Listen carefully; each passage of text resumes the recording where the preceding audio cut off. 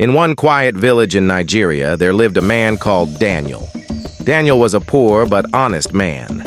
He lived with his wife Ruth and their 3 children, Mary, Junior, and Peace. They stayed in a small house made of mud and zinc. Even though they didn't have money, they had peace.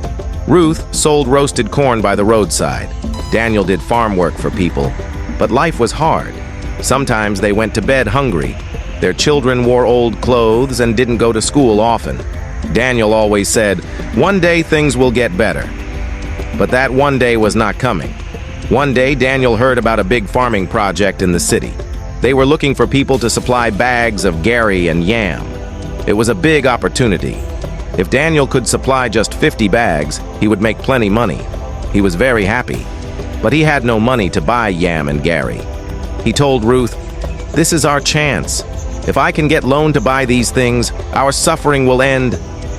Ruth was afraid. "Daniel, loan is not good. What if they don't pay you on time?"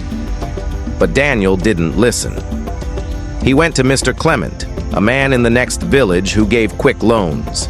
Mr. Clement was a rich man, but people feared him. His interest was high, and if you don't pay, he would take your land, your house, or even send police to arrest you. Daniel signed the loan papers. He borrowed 500,000 naira. He promised to pay back in 2 months. He bought Gary and yam and sent them to the company in the city. They told him to wait 30 days for his payment. Daniel waited. Days turned to weeks. No payment came. He called the company many times. They said, "There is delay. Come next week." Another week passed. Still nothing.